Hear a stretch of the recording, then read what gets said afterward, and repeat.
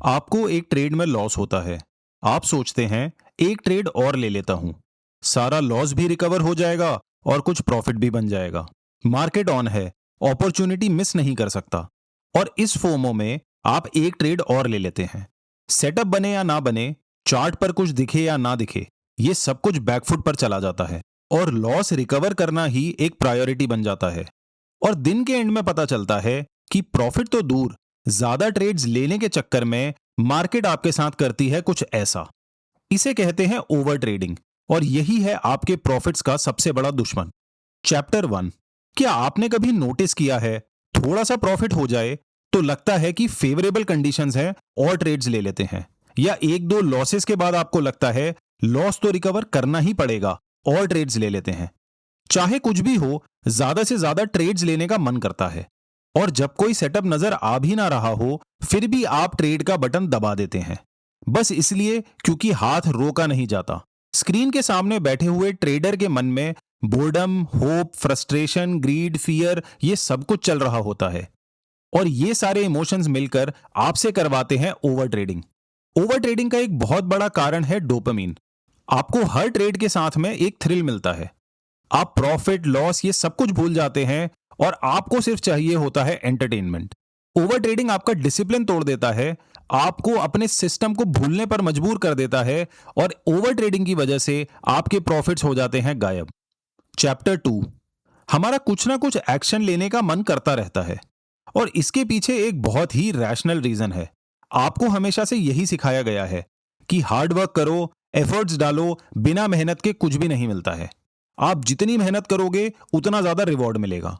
अगर आपको स्कूल में अच्छा करना है तो और मेहनत करो, अगर आपको जॉब में अच्छा करना है तो और काम करो, और अगर आपको बिजनेस में अच्छा करना है तो और एफर्ट्स डालो। यानी कि जितनी ज्यादा मेहनत करोगे, जितना ज्यादा एक्शन लोगे, उतना ही ज्यादा सक्सेसफुल बनोगे। और यही वो माइंडसेट है जो ट्रेडिंग में आकर कंप्लीटली फेल कर जाता है। ट्रेडिंग के बारे में एक कहावत बहुत फेमस है। बिल लिपशुट्स ने कहा है, अगर आप ट्रेडिंग में खाली बैठना सीख गए तो पैसे कमाना आसान हो जाता है। पूरे सेशन की ट्रेडिंग में आपको सिर्फ कुछ सेकंड्स का एक्शन लेना होता है ट्रेड लेते समय, और उसके बाद बस पेशेंटली बैठकर वेट करना होता है। यहां एक्शन का पैसा नहीं मिलता है, एक्यूरेसी का मिलता है।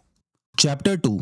ओवर ट्रेडिंग का डैमेज सिर्फ लॉस नहीं होता है, उसका डैमेज होता है loss plus extra transaction cost plus slippage plus mental fatigue. आप सोचते हैं ज्यादा ट्रेड्स का मतलब है ज्यादा चांसेस टू विन, जबकि रियलिटी यह है कि ज्यादा ट्रेड्स का मतलब है ज्यादा मिस्टेक्स। ओवर ट्रेडिंग की वजह से आप हर छोटी छोटी मूवमेंट को ट्रेडेबल समझने लगते हो। खराब सेटअप्स को भी शायद चल जाएगा बोलकर ले लेते हो, सिस्टम को फॉलो ही नहीं करते हो, और सबसे डेंजरस चीज है मेंटल फटीग। बार बार ट्रेड्स लेने के बाद आपको मेंटल फटीग हो जाता है, और एक बार अगर मेंटल फटीग हो गया उसके बाद आपका बचा कुचा डिसिप्लिन भी हवा हो जाता है, और फिर आप एक मार्केट के चक्रव्यूह में फंस जाते हैं। चैप्टर 4।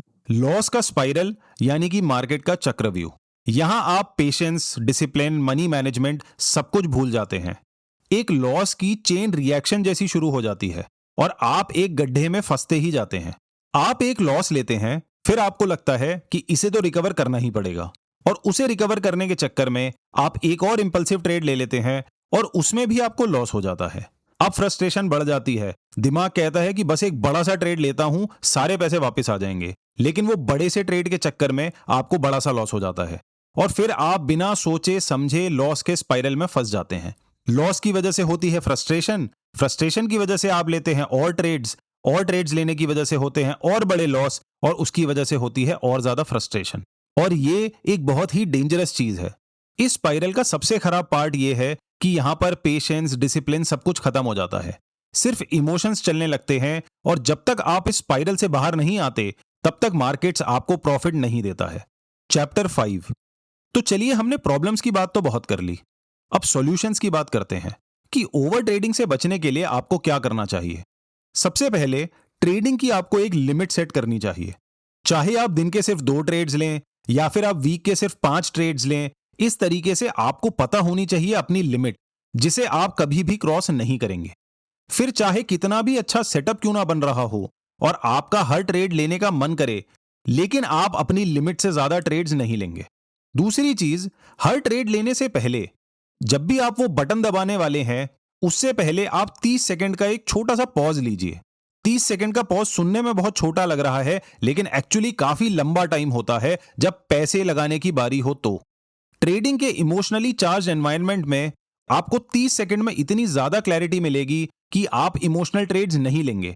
आप देखेंगे कि आपका सेटअप एक्चुअली में बन रहा है या नहीं, या आप सिर्फ इसलिए तो ट्रेड नहीं ले रहे कि पहले लॉस हुआ था और अब उसे रिकवर करना है। एक और इंपॉर्टेंट चीज, हर एक विन या लॉस कुछ भी हो जाए, हर एक ट्रेड के बाद आपको एक कूल डाउन पीरियड रखना है, और उस कूल डाउन पीरियड में आप कोई भी ट्रेड नहीं लेंगे, फिर चाहे कितना भी अच्छा ट्रेड क्यों ना मिल रहा हो।